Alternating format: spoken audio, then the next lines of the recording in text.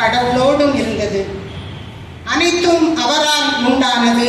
அவரிடம் வாழ்வு இருந்தது. அவ்வாழ்வு மனிதனுக்கு ஒளியாயிருந்தது. இவைதான் உலகில் நிகழ்ந்தது.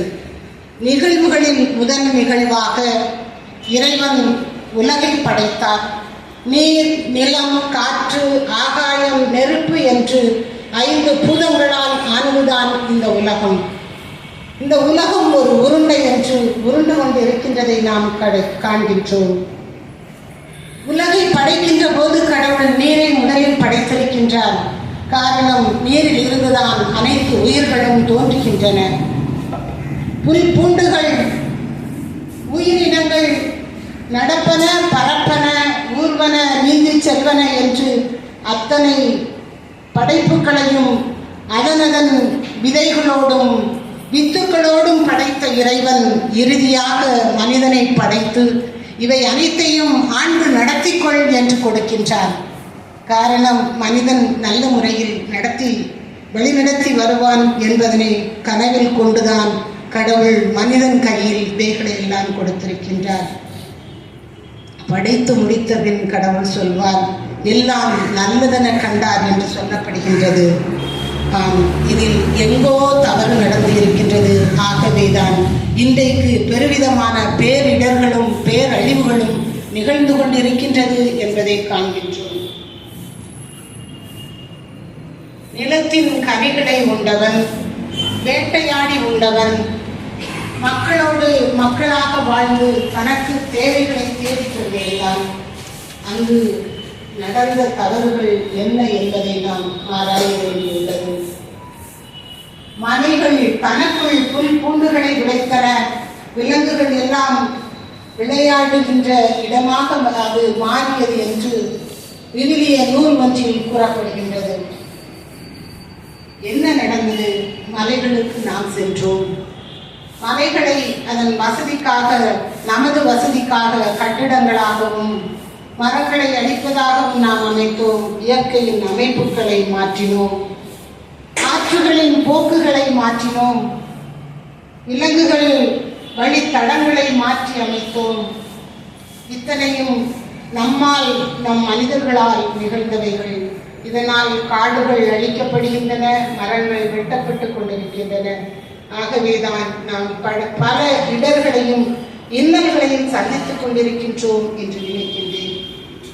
நமக்கு தெரியும், கடந்த சில மாதங்களுக்கு முன்னால் எந்த ஒலிபெருக்கியிலும், எல்லா டிவி நிகழ்ச்சிகளிலும், செய்திகளிலும் பார்த்தது வயநாடு.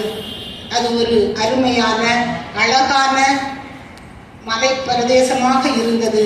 ஆனால் அவற்றில் நிகழ்ந்தவை அனைத்தும் நாம் ஒவ்வொரு நாளும் பார்த்து கொண்டிருந்தவைகள். அங்கு பார்க்கின்ற போது நடந்த நிகழ்வுகளை பற்றி நாம் சற்று சிந்தித்து பார்ப்போம்.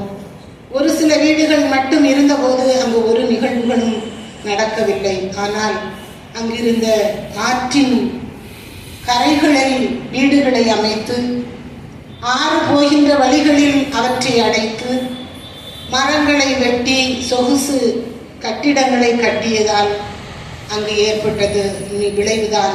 மழையின் காலத்தில் தண்ணீர் பூமிக்கடியில் செல்ல முடியவில்லை. அந்த தண்ணீர் தனக்கு ஒரு வழியை அமைத்துக் கொள்ள வேண்டும் என்று வந்தபோது கட்டிடங்களும் வீடுகளும் ஆங்காங்கே அவைகளை தடுத்தன. பொறுத்திருந்தது அந்த நிலமும் தண்ணீரும். ஆனால் காலம் வந்தபோது அவை அந்த மனிதர்களை மட்டுமல்ல, அவர்கள் உண்டாக்கிய அனைத்து கட்டிடங்களையும் கூட உடைத்தெறிந்து கொண்டு அவை வழிநோக்கி செல்வதை நாம் பார்க்கின்றோம். ஆனால் நமக்கு பெரும் வருத்தங்கள். ஏனெனில் நம்மை போன்ற பல உயிர்கள் மாண்டு விட்டனவே என்பதால். அந்த உயிர்களின் மாண்டு போன அந்த நிகழ்வுகளை எல்லாம் பார்க்கின்ற போது நாம் பல நேரங்களில் கண்ணீரோடு ஜெபித்திருக்கின்றோம். ஏன் கடவுளை என்று கடவுளை நோக்கி கேட்டிருக்கின்றோம். ஆனால் அது கடவுள் செய்த தப்பு அல்ல, நாம் செய்த தப்பு. இயற்கை வளங்களை நாம் சுரண்டியதால் ஏற்பட்டது. இன்னொரு தூய பவுலடியார் தன்னுடைய பகுதியில் சொல்வார், படைப்புகளின் அறிக்கை உலகெங்கும் சென்றடைகிறது, அவை கூறும் செய்தி உலகின் கடை எல்லை வரை எட்டுகின்றது என்று கூறுவார். இங்கு இவற்றை நான் நினைப்பதற்கு காரணம், எங்கோ ஒரு இடத்தில் மரங்கள் வெட்டப்படுகின்ற போது இங்கு எனக்கு அது ஒரு பாதிப்பை ஏற்படுத்தும் என்பதை உணர்த்துகின்ற விதமாக அமைந்திருக்கின்றது. ஒரு நாள் நான் ஒரு மரம் நட்டேன் என்றால் உலகம் எத்திசைக்கும் அது ஒரு பரப்பளவில் காற்றில் அல்லது அது வாழ்கின்ற பூமியில் ஒரு நன்மையை பயத்துக் கொண்டே இருக்கின்றது. எனவே நாம் இதை உணர்ந்து செயல்பட வேண்டும். நான் போகின்ற இடங்களில், வருகின்ற இடங்களில் ஒரு மரமாவது நட்டுவிடக் கூடாதா என்ற ஆதங்கத்தோடு நாம் நடக்க வேண்டியிருக்கின்றது. நீங்கள் அனைவருமே அந்த பணியை செய்கின்றீர்கள் என்று நான் காண்கின்ற போது, இப்பொழுது ஜெயச்சந்திரன் சார் சொன்னபோது, நீங்கள் எல்லாரும் பல மக்களை ஒன்றிணைந்து இந்த இயற்கைக்காக போராடி கொண்டிருக்கிறீர்கள் என்று தான் நம்புகின்றேன். இந்த இயற்கையை நாம் தடை செய்யாத போது அவை ஒன்றுமே செய்வதில்லை. ஒரு சில ஆண்டுகளுக்கு முன் தானே புயல் நேரத்தில் நான் கடலூர் பகுதியில் எமது என்ஜினியரிங் கல்லூரியில் இருந்தோம். ஒரு 300 சகோதரிகள் ஒன்றிணைந்து அடுத்த 3 நாட்கள் எங்களுக்கு அங்கு ஒரு மீட்டிங் ஏற்பாடு செய்திருந்தார்கள்.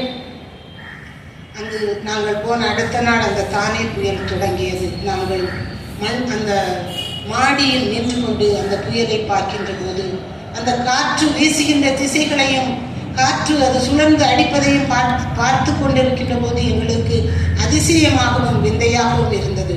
அந்த 300 பேரும் அந்த ஒரே வளாகத்துக்குள்ளே இருந்தோம். ஆனால் ஒரு கட்டிடத்திலிருந்து அடுத்த கட்டிடத்தில் இருக்கின்ற சகோதரிகள் எல்லாரும் பத்திரமாக இருக்கின்றார்களா என்பது கூட எங்களுக்கு தெரியவில்லை. அங்கு அந்த வளாகம் முழுவதும் மிகுந்த தண்ணி, என் முட்டுக்கு மேலே தண்ணி நிற்கி நான் ஒரு பில்டிங்லேருந்து ஒரு பில்டிங்க்கு போக முடியாத ஒரு சூழலில் தான் இருந்தோம். ஆனால் எங்களுக்கு குடிக்க தண்ணி இல்லை, ரெஸ்ட் ரூம் போக தண்ணி இல்லை. ஆனால் தண்ணி நிறைந்து வழிந்தது. அந்த இடமா தண்ணிக்குள்ளே தான் நம்ம நடமாடணும். ஆனால் எங்களுக்கு பயன்படுத்துவதற்கான தண்ணி இல்லை. பெய்த மழையும் பெய்த காற்றும் சரியாக பூமிக்கடியில் சென்றிருந்தால் அந்த மழையும் அந்த தண்ணியும் நமக்கு குடிக்க கிடைத்திருக்கும், நமது பயன்பாட்டிற்கு கிடைத்திருக்கும். ஆனால் அங்கு நாம் அமைத்து கொண்டிருந்த அந்த கட்டிடங்களும் அந்த தரை பரப்பளவுகளை நாம் நமது அழகுக்காக ஏதோ பண்ணி அதை நம்ம தண்ணியை நம்ம கீழே பூமிக்கு கொடுக்காம இருக்கிறோமோ என்ற அந்த தண்ணியை வீணாக்கி கொண்டிருக்கின்றோமோ என்ற சிந்தனைகள் எல்லாம் எங்களுக்கு தோன்றியது உண்டு. அப்படிப்பட்ட காலங்களில் நாம் எப்படி தண்ணியை தேர்ந்தெடுத்து காற்றின் போக்கை மாற்றாமல் காற்றின் சிந்தனைகளை நாம் உள்வாங்கியவர்களாக பல நேரங்களில் பிளாஸ்டிக் பொருட்களை எரிச்சு காற்றை மாசுபடுத்துகின்றார்கள்.